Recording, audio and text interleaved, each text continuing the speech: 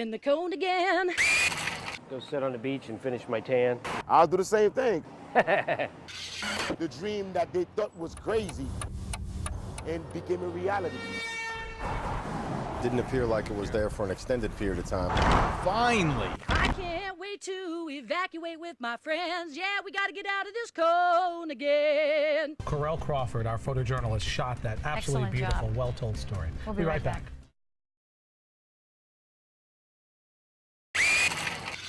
Key West is busy, but this is not a good busy.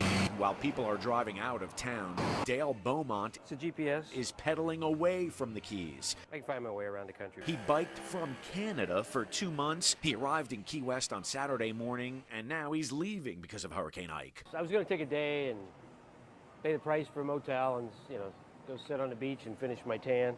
But no, huh?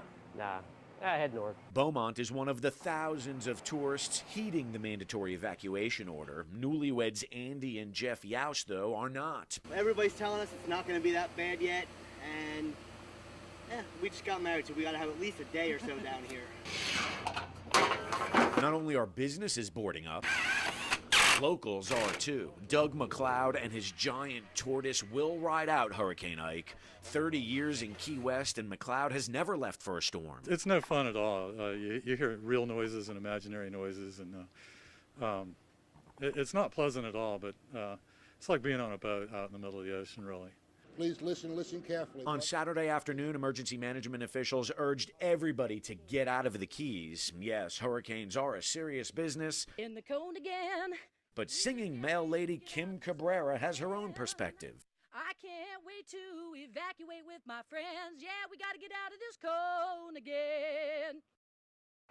I was watching that Joe the Plumber stuff going on, and I was like, why don't they talk about Serge the Painter? Serge Toussaint putting the final touches on a mural he calls the dream of the century. The dream that they thought was crazy and became a reality.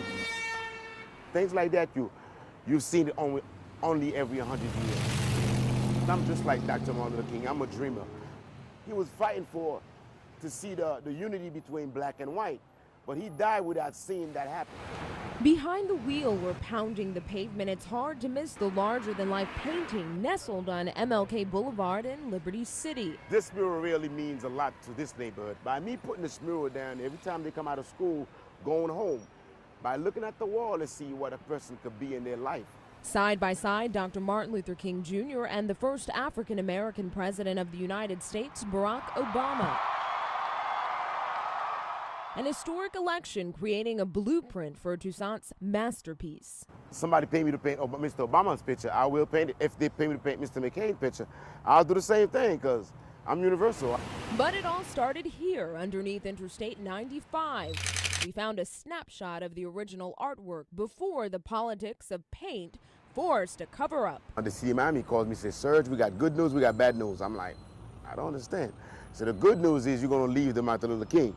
The bad news is you got to take the Obama off. The call coming before Obama became the president-elect. All bridges is state property.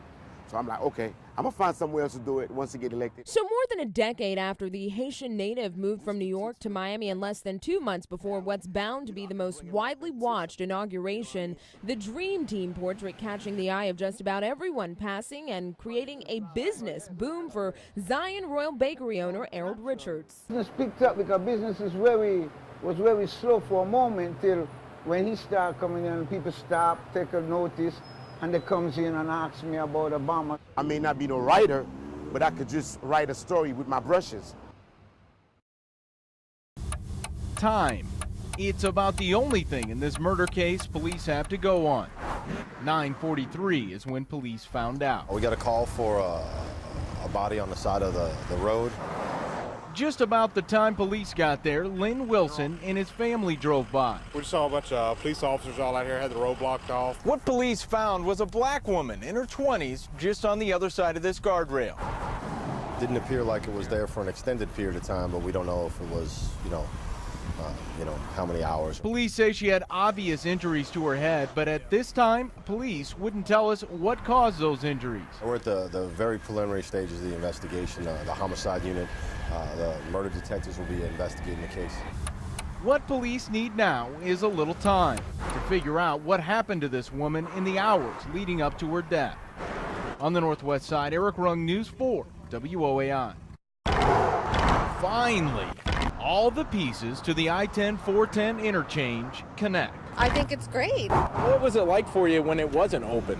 Miserable. It was bad. For years, there were plenty of gaps between the two high-traveled highways that left drivers at times, well, puzzled in rearranging their daily drives. I just go down to Callahan, make a right, go around, go across 410 at Cherry Ridge, make a left, and get on 410. Something that took me about 10 minutes to get to work took me about 30. You probably noticed some of the first changes out here at 410 and I-10 back in '99. That's when TxDOT shut down some of the exits out here.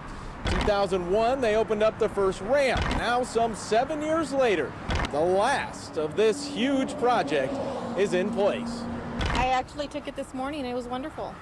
Not all the lanes fit perfectly just yet, but after $82 million, TxDOT will be sure everything slides together soon.